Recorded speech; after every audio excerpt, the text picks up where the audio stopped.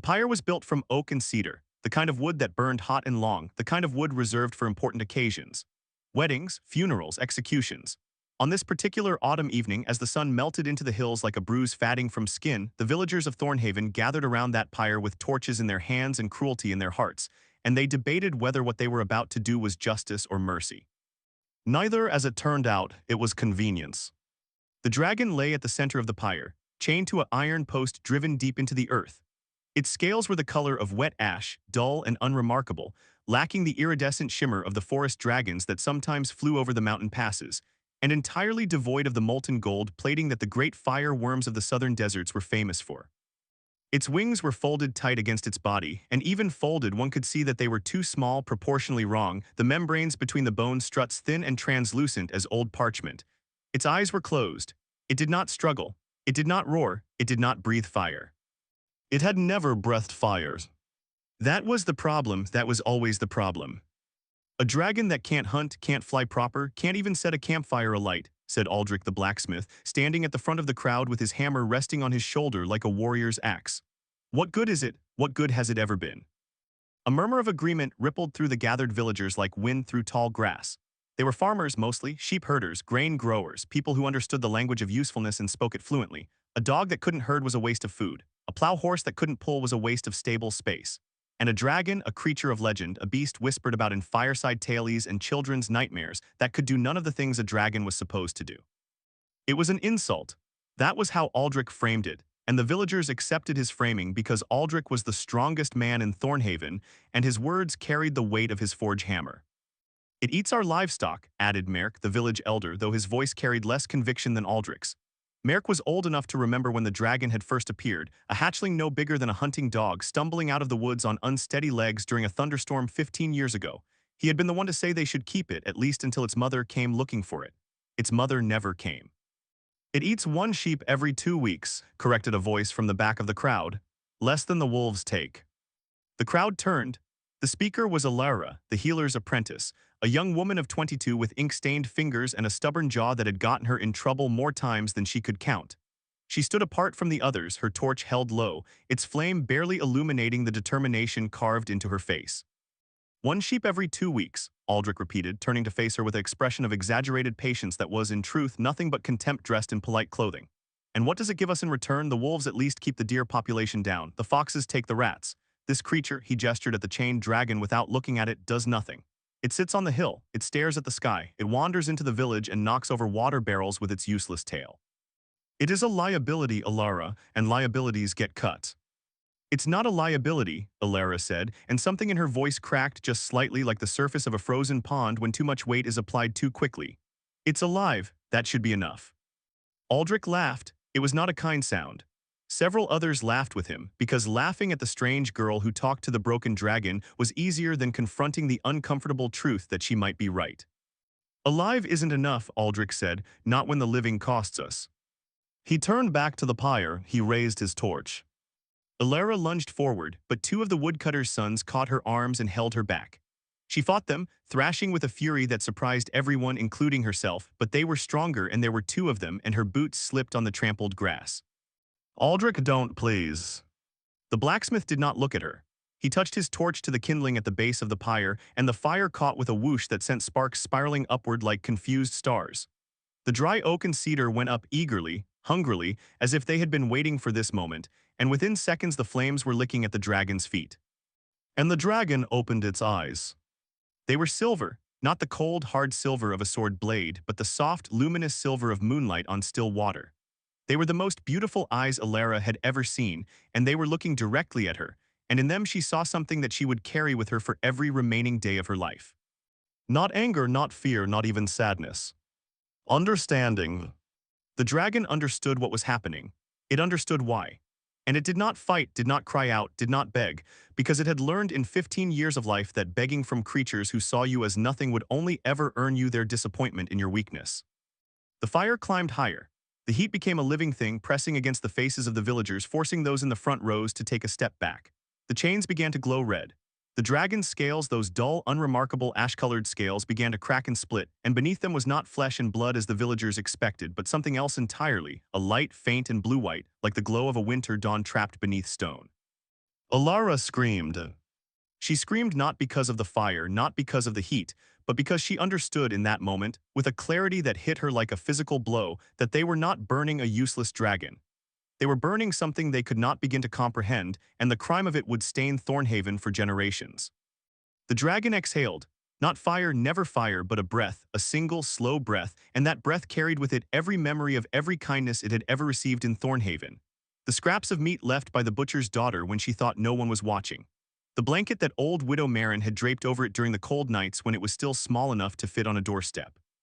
The children who had scratched behind its ear ridges before their parents pulled them away with warnings about monsters. And then the chains snapped. Not from heat, not from force. They simply opened as if the iron had decided in some private metallurgical rebellion that it no longer wished to participate in what was happening. The links fell away, clattering against the burning wood, and the dragon stood up. It stood up in the middle of the fire, and the fire did not burn it. The flames parted around it like a river parting around a stone, and the blue-white light beneath its cracked scales grew brighter. And the villagers, every last one of them, Aldrich included, took a step back and then another step back, and then they were running, because the dragon that they had thought was useless was standing in the middle of a cedar pyre that should have been hot enough to melt iron. And it was not burning, and they did not understand. And human beings have always feared what they do not understand more than they have feared any dragon. The dragon stepped out of the fire. It walked past Alara, who had gone limp in the woodcutter's son's grip, her face wet with tears she didn't remember crying. It paused beside her. Its silver eyes met hers one final time. Then it spread its two small wings and it flew. Not well, not gracefully.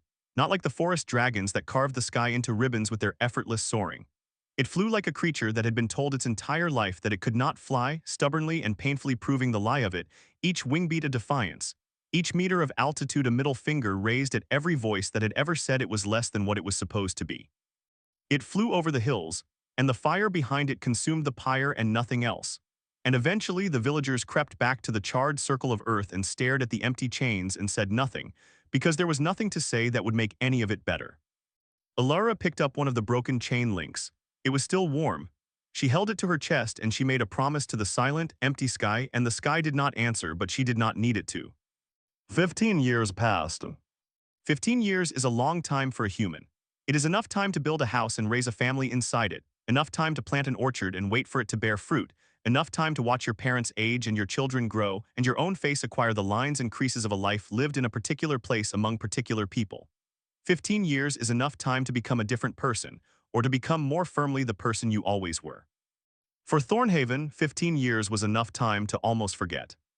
The story of the dragon became exactly what Aldrich had always insisted it was, a story about a useless creature that had been dealt with appropriately. The version that included the parting flames and the broken chains and the silver eyes was told less and less frequently, until it was told only by Alara. And Alara was the healer now, old Widow Marin having died 6 winters ago. And people listened to the healer when they were sick or injured, but did not necessarily listen to her when she spoke of things that made them uncomfortable. Alara did not care. She kept the broken chain link on a leather cord around her neck, and when she walked the hills above the village, she sometimes thought she saw a shape in the clouds, too small and too dull to be a proper dragon, and she would stop and watch until it disappeared, and then she would go back to her work. The village changed in other ways.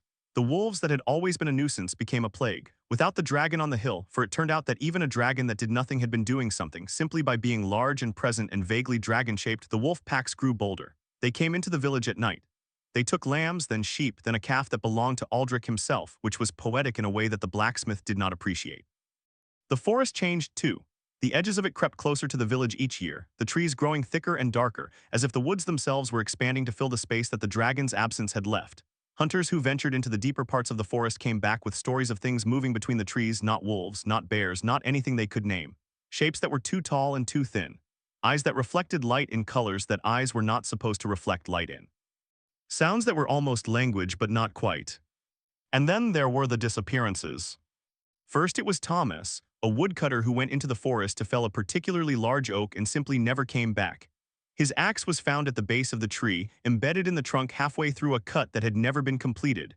There was blood on the axe, there was no sign of Thomas. Then it was the youngest daughter of the miller, a girl of 14 who had wandered past the tree line to gather wildflowers and was found 3 days later by a search party, hanging from a branch by her ankles, Her throat opened in a single clean cut that no wolf or bear could have made. Her face was peaceful, which was somehow worse than if it had been frozen in terror.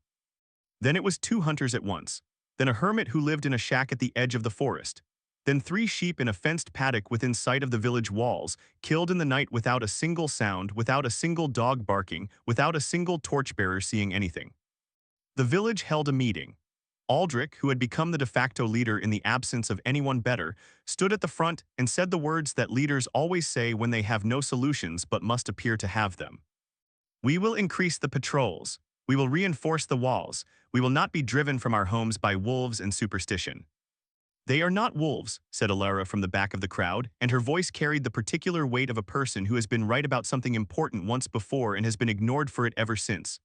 "I have seen the tracks. I have examined the wounds. Whatever is in that forest, it is not an animal. It is something else." "Something else," Aldrich repeated flatly. "Like a dragon, you mean?" He said it to mock her. The villagers who remembered the night of the pyre shifted uncomfortably. The younger ones, who had grown up with the edited version of the story, laughed. "I mean something that we do not understand," Alara said, and there was no heat in her voice, only exhaustion. "And I mean that we have driven away the only creature that might have understood it for us." That silenced the laughter. Not because Alara had convinced anyone, but because she had said the thing that everyone was thinking and no one wanted to admit to thinking. And the silence was the sound of collective denial collapsing under the weight of its own implausibility. The patrols were increased, the walls were reinforced, and 3 nights later something came over the wall. It came in the hour before dawn when the torches had burned to their lowest and the night watch was fighting the heavy pull of sleep. It moved like smoke given malice, flowing over the top of the wooden palisade without touching it, and it was followed by others, many others, and by the time the alarm was raised, the things were inside the village. Alara saw one of them. She would spend the rest of her life trying to find words adequate to the task of describing what she saw, and she would never succeed. It was tall, impossibly tall, 7 feet at least, and thin in a way that suggested that its body was not made of flesh, but of something that had merely borrowed the shape of flesh and was wearing it poorly. Its skin, if skin was the right word, was the color of a bruise, purple-black and mottled, and it seemed to absorb light rather than reflect it. Its face was the worst part. It had a face, technically 2 eyes, a nose, a mouth, but the proportions were wrong, stretched and elongated like a reflection in a funhouse mirror. And the mouth was too wide and too full of teeth that were too long and too sharp. And the eyes were black from edge to edge with no white and no iris. Just a depth that seemed to go down and down and down into somewhere that was not behind the face but somewhere else entirely. It moved fast, faster than anything human had a right to see, let alone track. It was on the night watchman before he could scream, and it did to him what it had done to the miller's daughter, that single, impossibly clean cut across the throat. And then it was moving again, and behind it the other things were moving too, and the village of Thornhaven erupted into screaming and chaos. Aldrich met one of the creatures in the street outside his forge. He had his hammer. He was strong, perhaps the strongest man in the village, and he swung the hammer with every ounce of that strength, and he connected, and the hammer passed through the creature's torso as if it were made of fog. The creature looked down at the hammer that had passed through it without resistance, and then it looked at Aldrich, and its too wide mouth stretched into something that was not a smile. And Aldrich, who had never been afraid of anything in his life, felt fear flood into him like freezing water, filling every hollow space, drowning every thought. He would have died there in the street outside the forge he had built with his own hands, if not for the fire. Old Brennan the potter had set his workshop ablaze rather than let the creatures take shelter in it. The fire had spread to the adjacent buildings, and the creatures, whatever they were, wherever they had come from, recoiled from the flames with a hissing sound that was like metal dragged across ice. They did not burn, they flinched, they retreated. But only from the fire, and the fire would not last forever. The villagers gathered in the chapel at the center of the village, the only stone building in Thornhaven, and they barred the doors and they huddled in the dark, and they listened to the sounds of the things moving through the streets outside, and they tried not to hear the sounds of the people who had not made it to the chapel in time. 17 people had made it inside, 17 out of 63. The math was simple and terrible. "How long until dawn?" someone whispered. 2 hours, maybe 3. "The fire will be out by then." "Oh yes. And then they will come in here." No one answered that because the answer was obvious, and the obviousness of it made it worse. Alara stood with her back against the stone wall, her hand gripping the chain link around her neck so tightly that the metal bit into her palm. Her mind was racing, leaping from thought to thought like a stone skipping across water, never settling, never finding purchase. She thought about the creatures in the forest, the things that were not wolves, not bears, not anything that belonged in the world as she understood it. She thought about the dragon, the dull-scaled, small-winged, fireless dragon that Thornhaven had chained to a pyre and tried to burn, and she thought about the way the fire had parted around it, and the blue-white light beneath its scales, and she thought about all the stories her mentor Widow Marin had told her about the old magic, the deep magic, the magic that lived in the bones of the world and did not care about the opinions of blacksmiths. And she thought about a word that Widow Marin had used once, only once, when talking about the dragon, and that Alara had filed away and not thought about in years, because it had seemed like just another piece of herbalist folklore, meaningless and quaint. Warden, Alara said aloud. The crying and the whispered prayers and the sounds of things moving outside all continued, but the people nearest to her turned their heads. What? Said Merrick's son, who was holding a kitchen knife with hands that would not stop shaking. A warden, Alara said again, and her voice was stronger, now firmer, anchored to something that she could not fully explain but that she could feel like a rope tied to something solid in the dark. The old stories talk about wardens, creatures that the deep earth sends to places where the boundary between the world and the other place is thin. They're not pets, they're not servants, they're anchors, they hold the door shut. You are talking about that dragon, Aldrich said from across the room, and his voice was raw, stripped of all its usual authority, because a man who has swung a hammer through a creature made of fog and watched it not care is a man who has been forcibly reminded of his own smallness. You are telling me that the thing we burned was keeping us safe. I am telling you, Alara said, and she turned to face him, and there was no triumph in her expression, no vindication, only a grief so vast and so old that it had become a landscape. That we had a warden and we chained it to a post and set it on fire because it didn't breathe fire and its wings were too small. And now the door is open and the things that were on the other side are coming through and we have no warden, and we are going to die in this chapel, all of us, before the sun comes up. Silence, the kind of silence that exists only in rooms full of people who have just been told that they are going to die and who believe it. Is there a way to call it back? Merrick's son asked, and the question was so desperate, so naked in its need that it almost broke Alara's heart. I don't know, she said honestly. The old stories say that a warden is bound to its place, not by chains, by choice, by recognition, by being acknowledged for what it is. We acknowledged it, someone said bitterly. We acknowledged it was useless. Alara closed her eyes. She pressed the chain link into her palm until she felt the skin break and a warm wetness pool against the metal. She thought about the dragon's silver eyes. She thought about the way it had looked at her as it stepped out of the fire, not with hatred, not with resentment, but with something that she had mistaken for resignation, but that she now understood had been something far more devastating. Forgiveness. It had forgiven them, all of them, even as they burned it, even as they called it useless. It had looked at her with those silver eyes and it had forgiven her for not being strong enough to stop what was happening, and then it had flown away and she had not gone after it, and that failure sat in her chest like a second heart, beating steadily and painfully, keeping time with her guilt. I have to go outside, she said. Are you insane? Aldrich's voice cracked on the second word. They'll kill you before you reach the door. I have to try, Alara said, and she was already moving toward the chapel's back entrance, a small door hidden behind the altar that led to a narrow alley between the chapel and the building next to it. I don't know if it can hear me, I don't know if it will come, but I know that staying in here guarantees we all die. Going outside gives us a chance. A small one, but a chance. Alara, it was Merrick's son again, and there was something in his voice that might have been respect, or might have been pity, or might have been both. The dragon is gone. It's been 15 years, it could be anywhere, it could be dead. It's not dead, Alara said, and she said it with a certainty that she could not explain and did not try to. It's not dead, I would know. She opened the door. The night air hit her like a wall, cold and wrong, carrying a smell that she had never smelled before and that she hoped she would never smell again, something between rot and ozone and the particular sourness of milk that had been left in the sun. The alley was dark. The fires had burned out. The moon was hidden behind clouds. She stepped outside. The things found her in less than 30 seconds. She heard them first, that wet sliding sound of movement that was not quite walking, not quite crawling, and then she saw them, 3 of them, emerging from the shadows at the end of the alley like oil rising to the surface of water. Their black eyes caught what little light there was and swallowed it. Their 2 wide mouths opened, revealing rows of teeth that seemed to go back further than mouths should allow. Alara did not run. Running would not have helped, and she knew it, and more importantly, she did not want to spend her last moments on Earth doing something as pointless as running. Instead, she closed her eyes and she lifted her face to the sky, and she did the only thing she could think of to do. She called its name. She did not know its name. It had never had one, not in the human sense, because no one in Thornhaven had ever bothered to give it one. But names are not always words. Sometimes they are feelings. Sometimes they are images. Sometimes they are the shape of a creature as it exists in the heart of someone who has bothered to see it clearly without the filters of expectation and disappointment. Alara called the shape of it. The dull scales that were not dull at all but were quiet, the way a deep river is quiet, hiding volumes beneath a still surface. The two small wings that were not too small but were folded, conserving something, waiting for something, like hands resting in laps before a musician begins to play.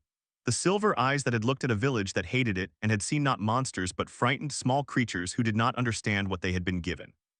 She called the dragon as it truly was, not as Thornhaven had decided it was. And she put into that calling every ounce of love and grief and rage and desperation that she possessed.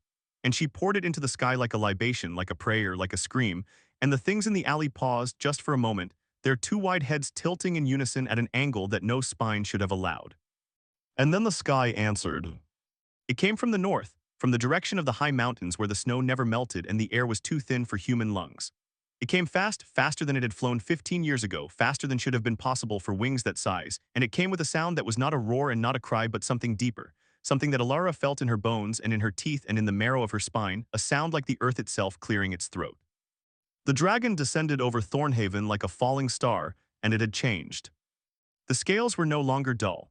They were silver now, the same silver as its eyes, and they reflected the faint starlight in a way that made it look as if the dragon had been carved from moonlight and given life. The wings were still small, proportionally, but they glowed at the edges, the thin membranes now laced with veins of blue-white light that pulsed with each wing beat like a heartbeat made visible. It was larger than before, twice the size at least, but the proportions were the same, the two small wings and the long body and the slightly oversized head, and Alara realized with a jolt of recognition that the dragon had not changed. The dragon had simply stopped hiding. It landed in the center of the village, in the square where the pyre had been built 15 years ago, and the impact shook the ground hard enough to crack the cobblestones. The creatures that had been moving through the streets stopped moving. Every single one of them turned toward the dragon, and for the first time since they had arrived, they did not look confident. They looked afraid. The dragon opened its mouth, and this time it breathed. Not fire, never fire. What came out of the dragon's mouth was the opposite of fire, if such a thing could exist. It was cold, absolute, and terrible, a cold that was not the absence of heat but the presence of something else entirely, something that predated heat, that existed in the spaces between stars where even light was a stranger. It rolled out of the dragon's mouth like a living thing, a river of silver-white frost that flowed across the ground and up the walls of the buildings and over the creatures that stood in its path. Where the frost touched the creatures, they screamed. It was the first sound they had made that was recognizably a scream, and it was awful, a sound that bypassed the ears and went straight to some primitive part of the brain that had been communicating terror since before humans learned to walk upright. The frost did not freeze them, it unmade them. It peeled them apart layer by layer, the borrowed flesh dissolving first, then the darkness beneath it, then the whatever was under the darkness, until there was nothing left but a residue on the cobblestones that evaporated in seconds, leaving no trace that anything had ever been there at all. The dragon turned its head slowly, deliberately, and the breath of unmaking followed its gaze, sweeping through the village like a scythe through wheat. Street by street, alley by alley, every creature that had come over the wall, everything that had crawled out of the forest, every shadow that had no business being a shadow, found and unmade and gone.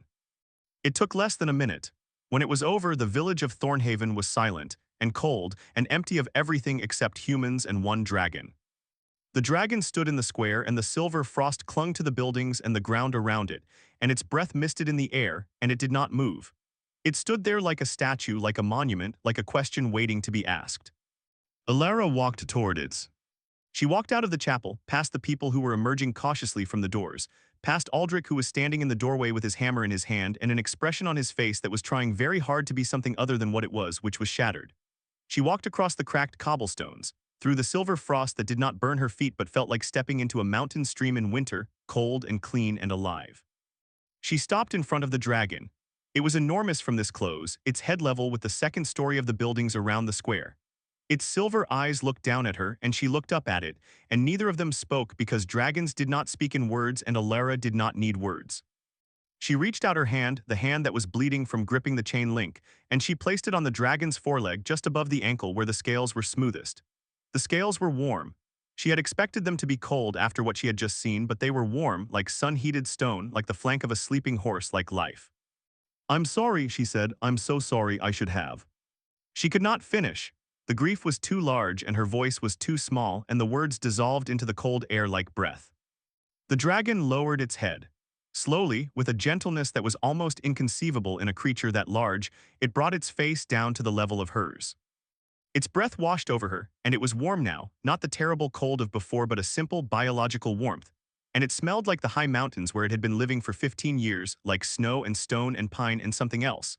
Something that had no name in any human language. Something that was the smell of the deep places of the earth where the old magic still ran in rivers through the rock. The dragon exhaled softly, and the breath touched the chain link around Alara's neck. And the metal, the broken link of the chain that had held it to the pyre, glowed, just for a moment, a faint blue-white, and then went dark. Alara understood. She did not know how she understood, but she did. The chain was not a reminder of what had been done to the dragon. It was a tether. Not the dragon's tether to Thornhaven. It had never needed one of those, but her tether to it. A thread of connection that had been forged in the moment when their eyes had met across the flames. And that had survived 15 years of silence and distance. Because some things are stronger than time and stronger than fire and stronger than the collective will of a village that deserved neither the dragon nor the second chance it was being given. Behind her she heard footsteps. She turned. Aldrich was walking toward them and his face was a ruin. The authority was gone from it, the confidence, the certainty. What remained was something raw and unfinished, something that looked like a man who had built his entire identity on the belief that he understood the world and who had just been shown in the most visceral way possible that he understood nothing. He stopped 3 paces from the dragon. He looked up at it. The dragon looked down at him. For a long moment nothing happened. The village was silent. The survivors watched from the chapel doorway. The frost on the cobblestones began to thin and fade as the air warmed, and the first gray light of dawn appeared on the eastern horizon, turning the clouds from black to purple to the pale pink of a healing bruise. Aldrich opened his mouth, closed it, opened it again. "I was wrong," he said. The words were small, 3 syllables, 2 of them among the most common in any language. But they were, Alara suspected, the hardest words Aldrich had ever said, and the fact that he was saying them to a dragon rather than to her or to the other villagers did not diminish their weight. If anything, it increased it. He was not apologizing to an audience. He was not performing contrition for the benefit of witnesses. He was saying it to the creature he had wronged directly, with no intermediaries and no safety net. The dragon regarded him for a long time. Its silver eyes were unreadable, not because they were cold, but because they contained depths that a human mind could not map. Then it exhaled a soft breath, warm and unhurried, and the breath touched Aldrich's face, and Aldrich flinched, but the breath did not hurt him. It simply touched him, and then it was gone, and Aldrich's eyes were wet, and he did not wipe them because he had earned the right to cry, and he knew it. The dragon straightened. It turned its gaze from Aldrich to the village around it, the cracked buildings, the scorched marks where the potter's fire had spread, the blood in the streets, the faces of the survivors watching from doorways and windows with expressions that ranged from awe to terror to something that might, given time, become gratitude. It spread its wings. The blue-white light in the membranes pulsed, and the wings were still too small, still proportionally wrong, and Alara realized with a sudden, painful clarity that they would always be too small. The dragon would never fly the way the forest dragons flew. It would never soar. It would always be the dragon that struggled, that labored, that had to work twice as hard to go half as far as its more conventionally impressive cousins. But it had flown here, from the high mountains, across miles of dark forest and dark sky in time to save the people who had tried to kill it. It had flown here on wings that were too small because the size of the wings had never been the problem.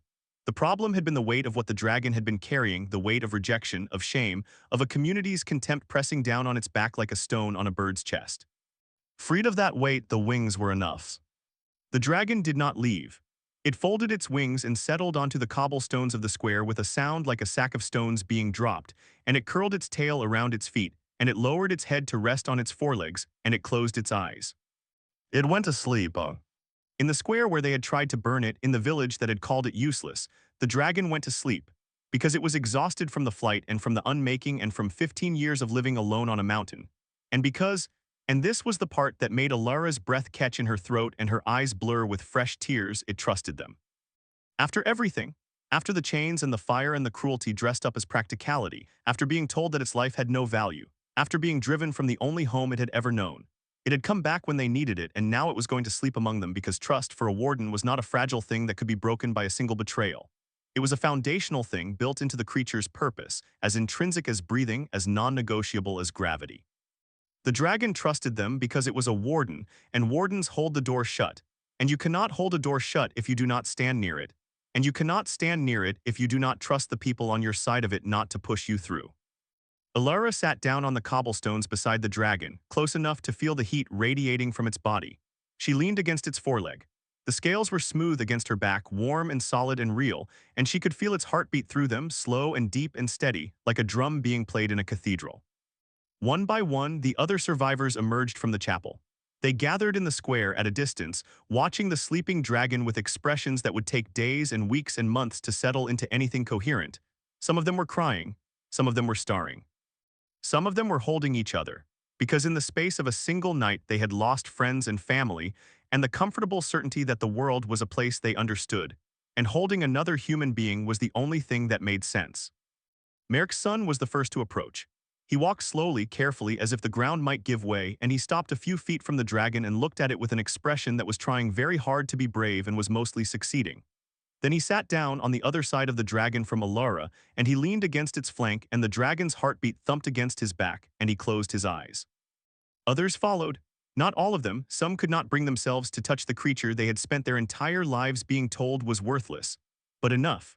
Enough to form a semicircle of warmth around the sleeping dragon, enough to be a shelter of human bodies around a creature that had sheltered them without their knowledge or their consent or their gratitude. Aldrich was the last. He stood at the edge of the square for a long time, his hammer hanging at his side, his face working through emotions that he had never learned to name. Then he walked forward, and he did not sit down. That was more than he could manage, but he stood beside the dragon's tail, and he placed his hand on it, and the tail was warm and the scales were smooth, and Aldrich's hand was shaking, and he did not move it. The sun rose over Thornhaven.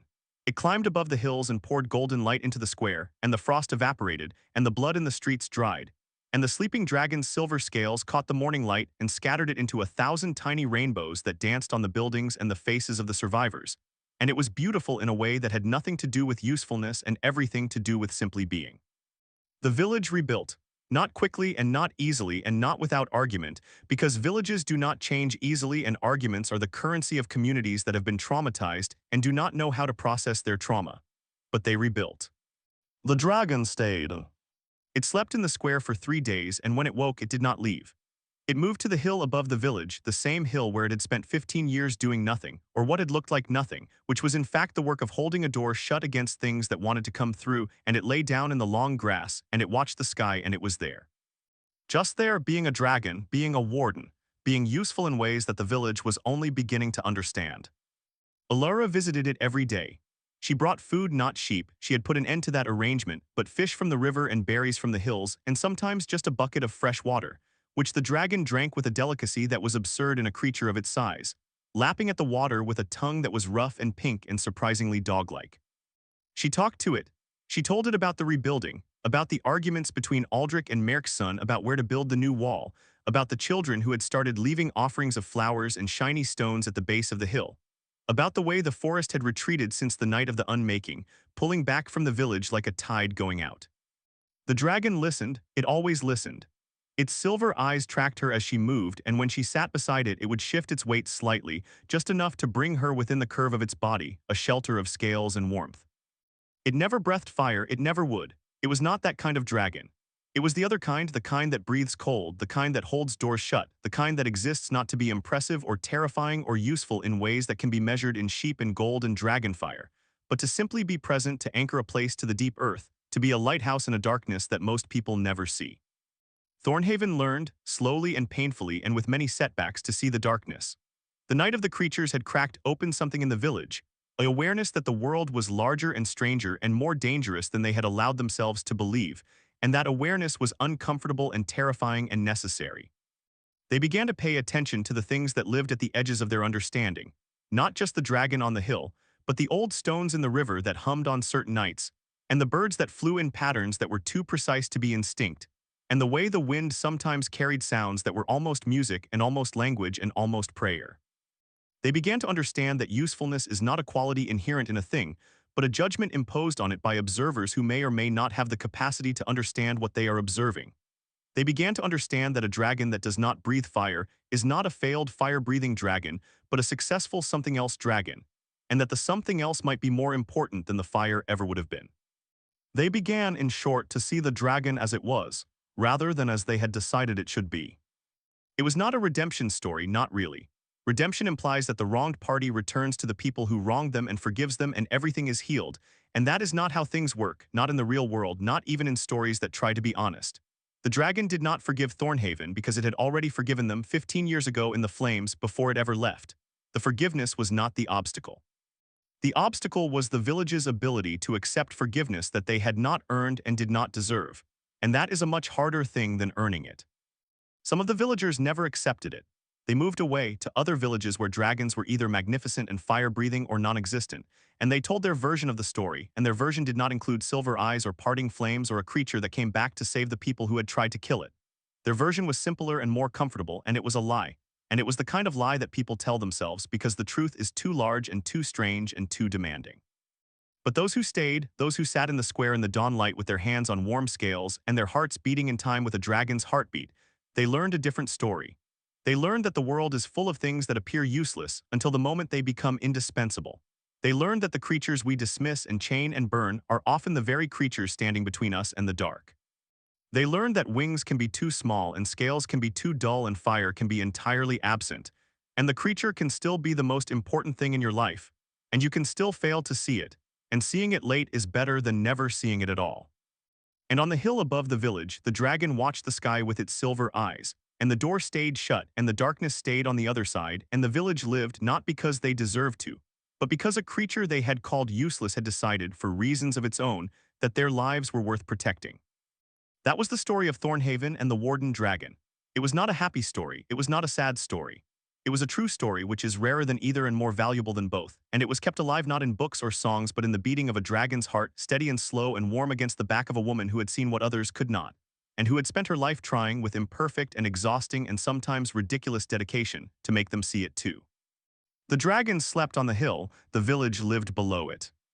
And sometimes on clear nights, when the moon was full and the stars were bright and the boundary between the world and the other place was thin enough to see through if you knew how to look, the dragon would open its silver eyes and gaze at the sky, and the light in those eyes would pulse once, twice, 3 times, and the door would hold and the darkness would stay where it belonged, and the people of Thornhaven would sleep safely in their beds, unknowing and ungrateful and alive. Because that is what wardens do. They hold the door shut, they keep the dark at bay, they ask for nothing in return except perhaps the simplest and most difficult thing of all: to be seen.